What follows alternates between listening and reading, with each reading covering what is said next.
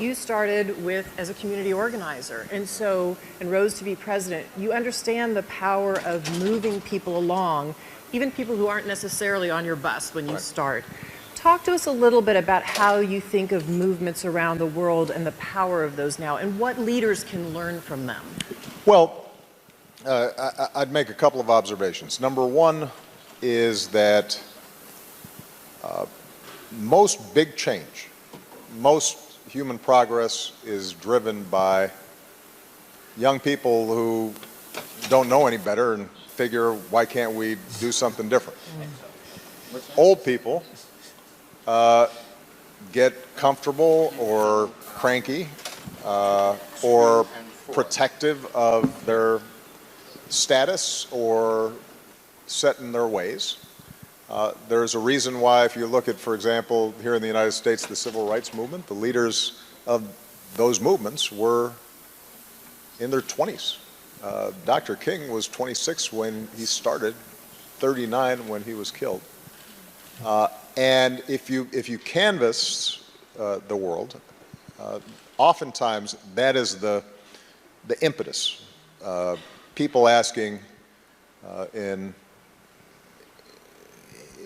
ways that I think are familiar to many, not why not, or not why, but why not? Why do things have to be the way they are? So that's point number one, that young people, I think, can make an enormous difference. Number two is that because most of us now either live in democracies or countries that purport to be democracies, because we have won the battle of ideas that says governments and our common efforts have to be rooted in the legitimacy of people. There is more power than ever in people being able to band together and collectively push for initiatives that are going to make change in their lives. That's something that for most of human history was unimaginable. That is one of the amazing transitions that has taken place, and you will notice that even in autocracies today, there is at least the pretense of democracy, because people believe that governments that are rooted in people are more legitimate. And that's a battle we won and now have to make real wherever we can. That's point number two. Point number three is simple math. In most places, if you want to get something done, whether it's a smarter climate change policy or health care for people or more funding for girls' education, you've got to have a majority of people supporting it. You got to have votes. You have to have the allocation of resources, and that requires mobilization and a game of addition rather than subtraction. So, and the fourth point I would make would be the internet now has turbocharged the capacity for us to develop movements in ways that we had not imagined before. Now, the last thing I'll say, so that I don't sound like I'm still in the U.S. Senate and filibustering, is I guess a smaller point, but a profound one that I tried to reinforce with my staff at every level of my public work and continue to do to this day. I actually think organizing, mobilizing, starting movements starts with a story. And you can't create a story that moves large numbers of people unless you are able to listen and hear to the story of the person next to you. The story of your neighbors, the stories of your coworkers, the stories of your community, the story of people who are not like you. And so one of the things that I think is important is for us to learn how to listen to each other and learn how it is that we came to be who we are, think the way we do, because that understanding of other people's stories is how you end up ultimately forging bonds and creating the glue that creates movements. Every great movement, you think about Gandhi in India, it started with his understanding of India's story and his own story, and seeing Indians in South Africa discriminated against, and recognizing that there were traditions and myths and a power in those stories that ended up driving out the most powerful empire on earth. It wasn't guns. And increasingly that will be the case, and certainly that will be the case if we want to move forward the sustainable development goals that we're talking about. Is we've got to be able to tell a story not only to big donors or politicians, but also to, for example, people here in the United States who may feel like, look, I've got my own problems, why should I be worrying about somebody on the other side of the world? Yeah, I have to say, when we got into philanthropy and particularly studied global health, we were stunned at the progress. We'd had no idea. And it's kind of amazing if you ask even very well-educated people, what's happened with vaccination, what's happened with HIV. They don't know the positive story. And a little bit the news is always going to focus on the setbacks, because that's what happened that day. The gradual progress doesn't fit that paradigm. And even people who raise money for these causes, I have to say, sometimes even some of the material we create is talking about the piece that remains as though it's never improved. Do you have any thoughts on how we get this more positive sense of progress going, and how we would get that word out?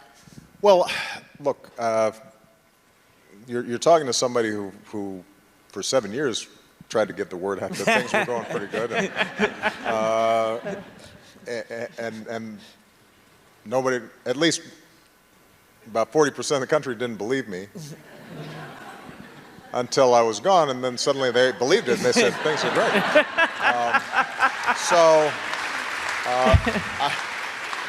So with that caveat, I'd make a couple observations.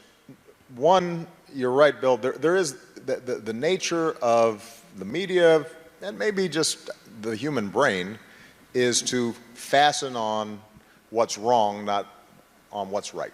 And I'm not sure we're going to be able to change that, right? Visual displays of a fire are much more interesting than just a building sitting there. And so the fire is going to make the news. The building sitting there nicely and people are walking their dogs in front of it and stuff, that will not make the news. So I don't think that we can count on conventional media necessarily to spread the word. This is, though, where the power of the internet has not, I think, been harnessed the way it needs to be, particularly when we think about young people and young audiences. Malia and Sasha consume information differently than I do. And I think that those of us who've been involved with policy work are still putting out these reports with pie charts and this and that, and that's not interesting to them. But stories and visual representations of progress can go viral. There's a hunger for it. It's just that we don't systematically think about it. And so I think when the three of us were talking a while back, I mentioned that one of the areas that I'm deeply interested in is how do we build sort of a digital platform whereby people can go to find out what's happening that is moving the progress on issues, and then activates them. Because I heard somebody, I think maybe Trevor, saying an important point. I'm very interested in how online communities can move offline. How this incredible power to convene through hashtags and tweets and this and that and the other eventually leads to people meeting each other and talking to each other. And I think that we have not fully tapped that as a way of spreading the word about progress that has been made. I also think it is important for us to put some friendly pressure on leaders to tell good stories and to make sure that we don't, that we aren't so rigid in our partisanship or ideologies that we are not willing to acknowledge and share when somebody who might be of a different political persuasion has done something really good, even if it runs contrary to our short-term political interests. I mean, I always used to say, as big as the differences were between me and my predecessor, George W. Bush, that what his administration initiated with PEPFAR was a singularly important achievement that we needed to sustain and build on. And I didn't think that somehow detracted from me to say that somebody from another political party did something really smart and really good and deserved credit for it. And I feel as if these days, within our political circles, that's a hard thing for people to bring themselves to do.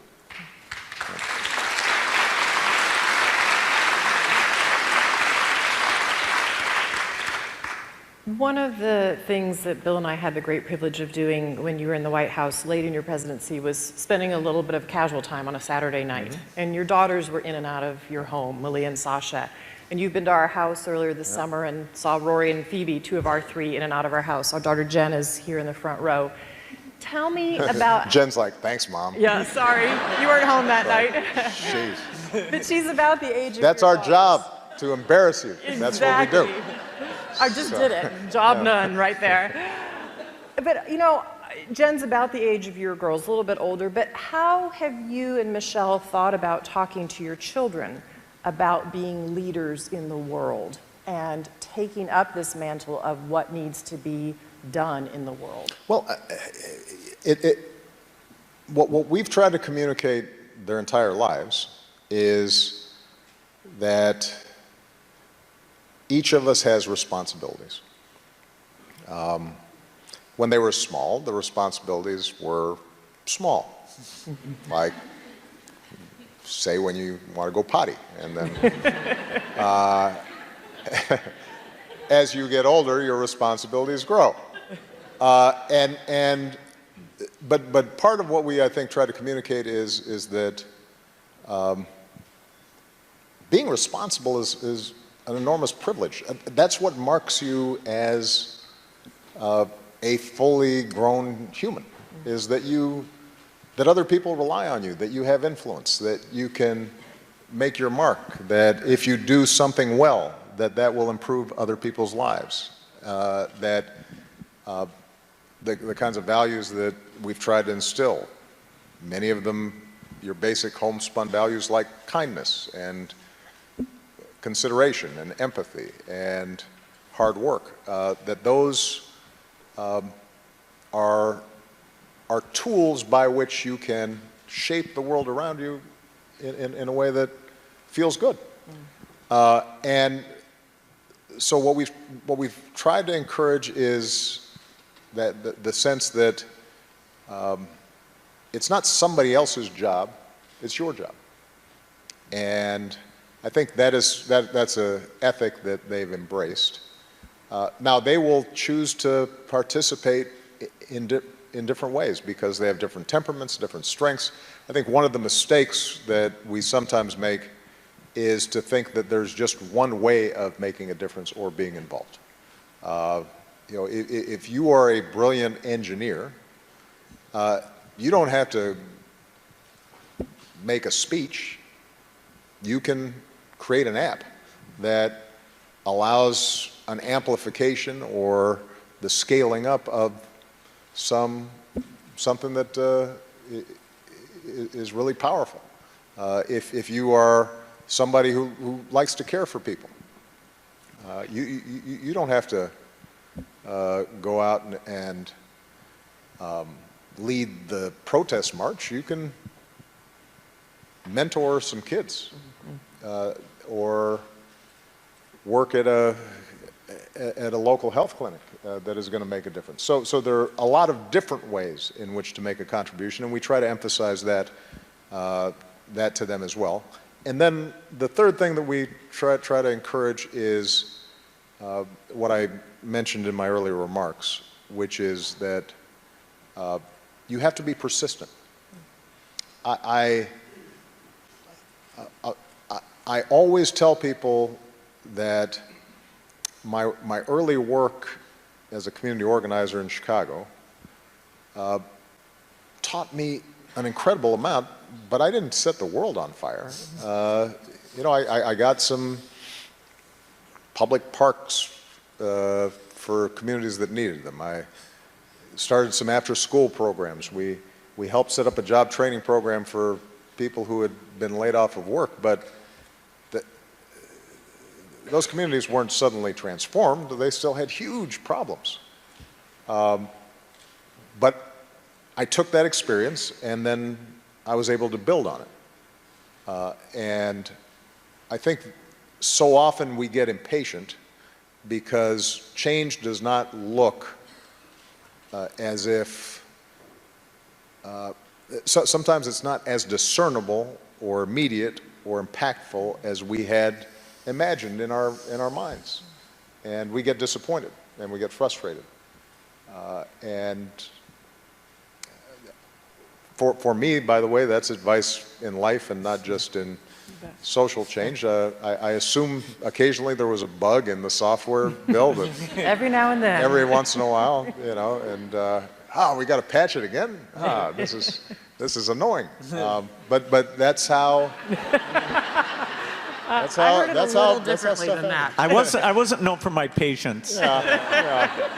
I didn't hear, oh darn. Bill, did you have one last question? Yeah. So this week, part of the reason we're all in New York is the United Nations is meeting. And, you know, so many of these global institutions that were created right after World War II, World Bank, World Health Organization, UNICEF, they've been key partners for many of these causes. And yet, there is definitely a cynicism about their bureaucracy, their efficiency, and their ability to change. In fact, with very few exceptions like Global Fund and Gavi, we haven't had any new ones. So over the next 10 or 20 years, do you think these global institutions in terms of reform or creating new ones for pandemics and climate change, can they step up to play the role we need them to play? Well, let me first of all say that the biggest problems we confront, no one nation is going to be able to solve on its own. Not even a nation as powerful as the United States of America. There are times during my presidency where I was attacked for not claiming that we could go on our own, as if that was an expression of weakness. No, I believe that the United States is, in fact, an indispensable nation, and that many of the initiatives and much of the progress that we've made could not have been done unless we underwrote those efforts.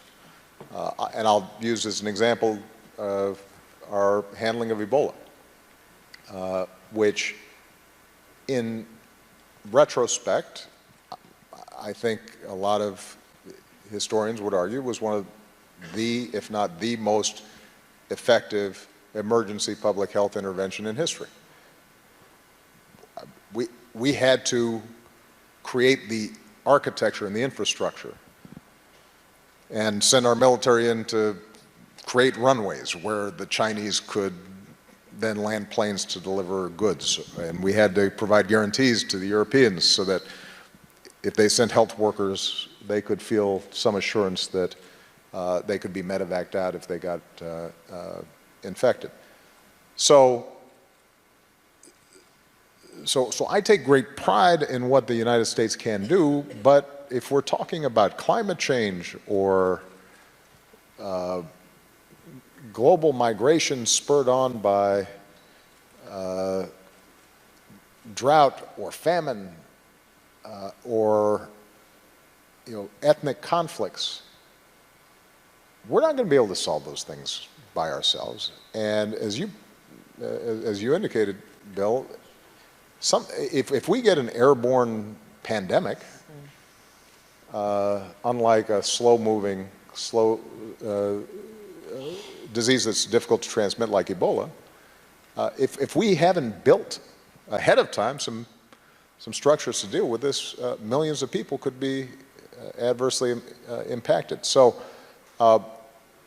number one, you have to start with the premise and believe that multilateral institutions and efforts are important. And you don't have to cede all your sovereignty, or it doesn't make you less patriotic to believe that. You just have to have some sense and read. So that's point number one.